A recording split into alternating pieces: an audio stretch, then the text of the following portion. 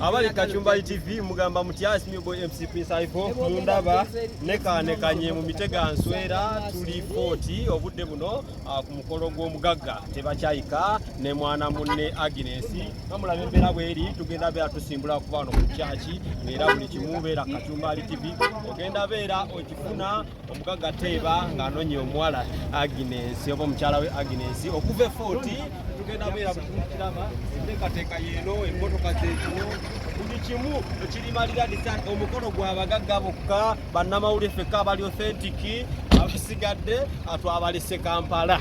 Okay.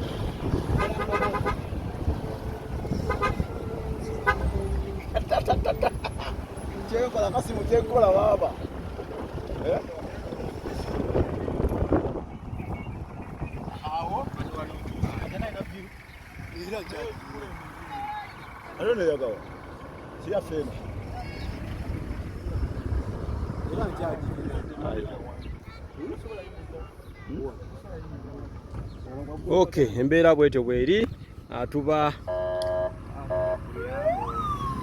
tusimbudde tolekedde ewaabwe w'omukyala Agnes.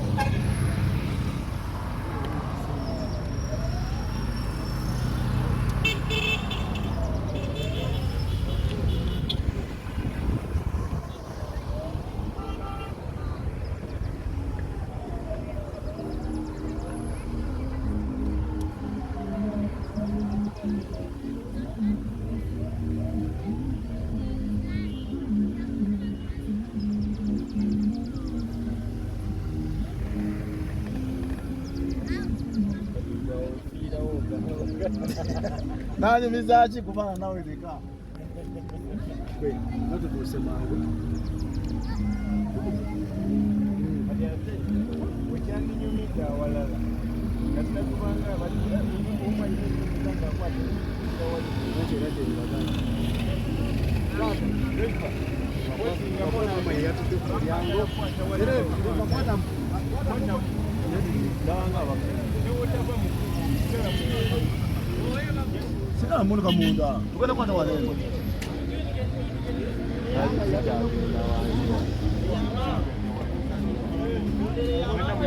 Wanawe ndio wala. Wano wako la wane. Acho inakuwa tena wane.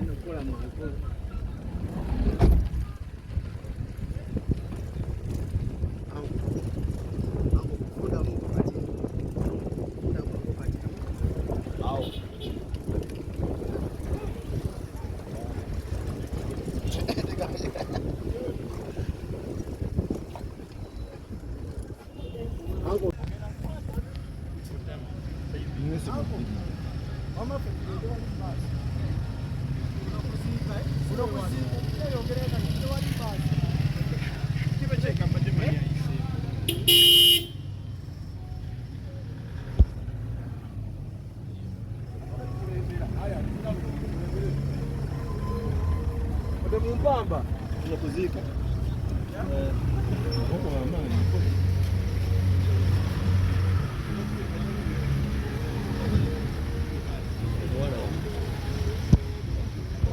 Tuse ndowooza mulaba ensozi tuzze mu nsozi kukima mwana muwala bw'okula obulungi n'onyirira abasajja obaleeta seregendo ndowooza mulaba tuli Fort. Agnes introduces Mr.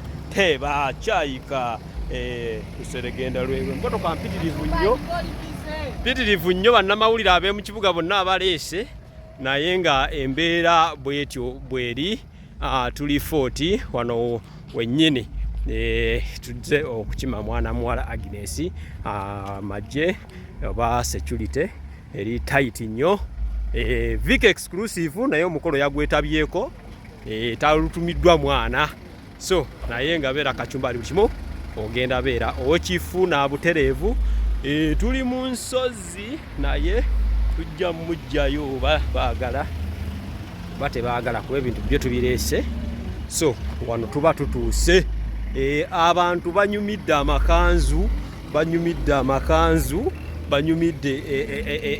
amakooti kale kwegamba omukolo gw'amaanyi nnyo nyini ddala drone zeebongera mu bbanga wano ndowooza embeera mugiraba eri maridadi saana security Uganda Police abaana b'okukyalo bonna basanyufu magye so buli kimu kiri bara wano wennyini tuli ku nsonga zennyini mujja kugamba uyo Teba ayina Teba 1 Teba 2 Teba 3 abagagga bw'okola ssente buli kimu kinyuma obulamu bugonda bannamawulire ab'ensonga naye tulina ne bannamawulire abatali bansonga ndowooza labe bambadde naye tulina n'ab'ensonga naye ku mukolo gwa munno ogw'okwanjula so luxury. So what? It is so luxury. How are you? So I would like you to introduce this introduction. Namawulire beebo oluzungu baaluyize ekiro.